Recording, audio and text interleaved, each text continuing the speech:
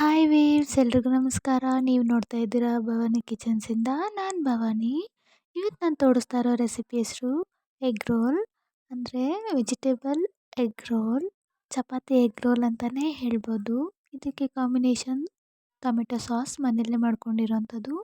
ಮೊದಲಿಗೆ ನಾನು ಪ್ಯಾನ್ಗೆ ಒಂದು ಸ್ವಲ್ಪ ಎಣ್ಣೆ ಹಾಕ್ಕೊಂಡು ಕ್ಯಾಪ್ಸಿಕಮ್ನ ಉದ್ದುದ್ದಾಗಿ ಚಿಕ್ಕದಾಗಿ ಕಟ್ ಮಾಡ್ಕೊಂಡು ಹಾಕ್ಕೊತಾ ಇದ್ದೀನಿ.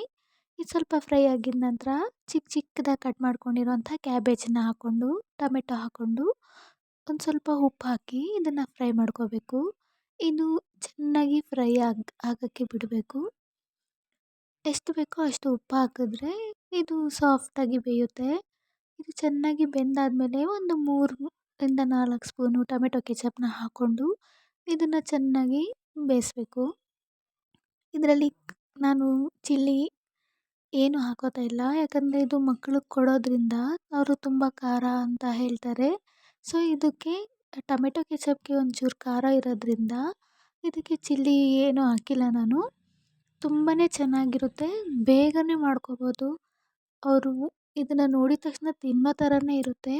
ಇದಕ್ಕೆ ಇದು ಸೈಡ್ಗೆ ಇಟ್ಬಿಟ್ಟು ಒಂದು ಬೌಲ್ಗೆ ಒಂದು 3 ಎಗ್ಗನ್ನ ಹಾಕ್ಕೊಂಡು ಒಂದು ಸ್ವಲ್ಪ ಖಾರದ ಪುಡಿ ಹಾಕ್ಕೊಂಡು ಒಂದು ಸ್ವಲ್ಪ ಎಷ್ಟು ಬೇಕೋ ಅಷ್ಟು ಉಪ್ಪು ಹಾಕಿ ಇದನ್ನು ಬೀಟ್ ಮಾಡ್ಕೋಬೇಕು.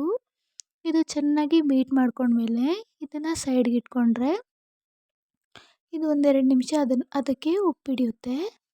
ಮತ್ತು ಒಂದು ಕಡೆ ನಾವು ಚಪಾತಿ ಮಾಡ್ಕೊಳಕ್ಕೆ ಚಪಾತಿ ಲಟ್ಟಿಸ್ಕೊಂಡು ಇಟ್ಕೊಂಡಿದ್ದೀನಿ, ಹೆಂಚು ಕಾದಿದೆ. ಸೊ ಚಪಾತಿನ ಒಂದೊಂದಾಗೆ ಮಾಡಿ ಪಕ್ಕಕ್ಕೆ ಇಟ್ಕೋಬೇಕು. ಚಪಾತಿ ಮಂದಗೆ ತೀಡಿದ್ರೆ ಅಷ್ಟು ಚೆನ್ನಾಗಿರಲ್ಲ. ಸೊ ನಾವು ತೆಳ್ಳಗೆ ತೀಡ್ಕೊಂಡ್ರೆ ರೋಲ್ ಮಾಡೋಕ್ಕೆ ತುಂಬ ಚೆನ್ನಾಗಿರುತ್ತೆ.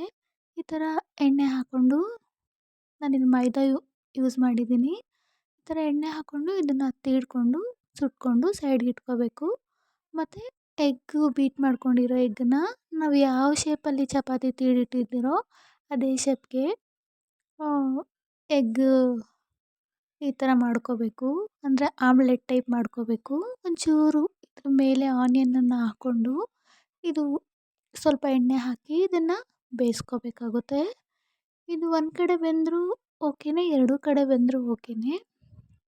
ಇದು ಚೆನ್ನಾಗಿ ಸ್ಲಿಮ್ಮಲ್ಲಿ ಇಟ್ಟರೆ ಚೆನ್ನಾಗಿರುತ್ತೆ, ಯಾಕಂದರೆ ಜೋರಾಗಿಟ್ಟರೆ ಅದು ಸೀದ್ಕೊಬಿಡುತ್ತೆ, ಸ್ಮೆಲ್ ಅಷ್ಟು ಚೆನ್ನಾಗಿರಲ್ಲ, ತಿನ್ನೋಕ್ಕೂ ಚೆನ್ನಾಗಿರಲ್ಲ. ಸೊ ಈ ಥರ ಒಂದು ಸ್ವಲ್ಪ ಆಯಿಲ್ ಹಾಕಿ ನಾವು ಸ್ಲಿಮ್ಮಲ್ಲೇ ಇಟ್ಕೊಂಡು ಇದನ್ನು ಬೇಯಿಸ್ಕೊಂಡಾಗ ನೋಡೋಕ್ಕೆ ಕಲರ್ಫುಲ್ಲಾಗಿರುತ್ತೆ. ಸೊ ಇದ್ರ ಮೇಲೆ ಚಪಾತಿ ಹಾಕ್ಕೊಂಡು ಇದನ್ನು ಉಲ್ಟಾ ಮಾಡ್ಕೋಬೇಕು. ಹೀಗೂ ಮಾಡ್ಕೋಬೋದು, ಇಲ್ಲಾಂದರೆ ನಾವು 2 ಕಡೆ ಆಮ್ಲೆಟ್ನ ಬೇಯಿಸ್ಕೊಂಡು ನಾವು ಚಪಾತಿ ಅದರ ಮೇಲೆ ಇಟ್ಟು ಮಾಡ್ಕೋಬೋದು. ಸೊ ಈ ಥರ ಆದಾಗ ಇದಕ್ಕೆ ನಾನು ಮೊದಲೇ ಮಾಡಿಟ್ಕೊಂಡಿರುವಂತಹ ಕ್ಯಾಪ್ಸಿಕಮ್, ಕ್ಯಾಬೇಜ್ ಎಲ್ಲ ಹಾಕಿ ಗೊಜ್ಜು ಏನು ಮಾಡಿಟ್ಕೊಂಡಿದ್ನೋ ಅದನ್ನು ಇದಕ್ಕೆ ಇಟ್ಟು ಇದನ್ನು ರೋಲ್ ಮಾಡ್ಕೋಬೇಕು. ಒಂದೊಂದಾಗಿ ಈ ಥರ ನಾವು ರೋಲ್ ಮಾಡಿಕೊಂಡಾಗ ತುಂಬಾ ಚೆನ್ನಾಗಿರುತ್ತೆ. ನಾನು ಒಂದು ಚಪಾತಿನ ಆ ಥರ ಮಾಡಿದ್ದೀನಿ, ಒಂದು ಎಗ್ ರೋಲ್ನ 2 ಕಡೆ ಎಗ್ಗನ್ನ ಆಮ್ಲೆಟ್ನ ಬೇಯಿಸಿ ಮಾಡಿದ್ದೀನಿ. ಈ ಥರ ನಾವು ಮಕ್ಕಳಿಗೆ ಮಾಡಿಕೊಡೋದ್ರಿಂದ ತುಂಬ ಇಷ್ಟಪಟ್ಕೊಂಡು ತಿಂತಾರೆ. ಮತ್ತು ನಾವು ಆಚೆ ಕಡೆಯಿಂದ ತರಿಸೋ ಅವಶ್ಯಕತೆನೇ ಇರಲ್ಲ, ಅವ್ರಿಗೆ ಅಷ್ಟು ಇಷ್ಟ ಆಗುತ್ತೆ. ಇದಕ್ಕೆ ಟೊಮೆಟೊ ಕೆಚಪ್ ಯೂಸ್ ಮಾಡಿರೋದ್ರಿಂದ ಒಂದ್ಸರಿ ನೀವು ಟ್ರೈ ಮಾಡಿ, ತುಂಬ ಎಲ್ರಿಗೂ ಇಷ್ಟ ಆಗುತ್ತೆ. ಈ ಥರ ರೆಸಿಪಿ ತುಂಬಾ ಚೆನ್ನಾಗಿರುತ್ತೆ. ಈ ಥರ ಕಟ್ ಮಾಡಿ ಟೊಮೆಟೊ ಸಾಸ್ನ ಇದಕ್ಕೆ ಡಿಪ್ ಮಾಡ್ಕೊಂಡು ತಿಂತಾಯಿದ್ರೆ ಮಕ್ಕಳಿಗೆ ಏನೋ ಒಂಥರ ಖುಷಿ ಸಿಗುತ್ತೆ. ನಾನು ನನ್ನ ಮಗನಿಗೋಸ್ಕರ ಈ ಡಿಶ್ನ ಫಸ್ಟ್ ಟೈಮ್ ಟ್ರೈ ಮಾಡಿದಾಗ ಹೇಗಿರುತ್ತೆ ಅಂತ ಅಂದ್ಕೊಂಡಿದ್ದೆ, ಬಟ್ ತುಂಬಾ ಚೆನ್ನಾಗಿ ಇದು ಟೇಸ್ಟ್ ಕೊಡ್ತು.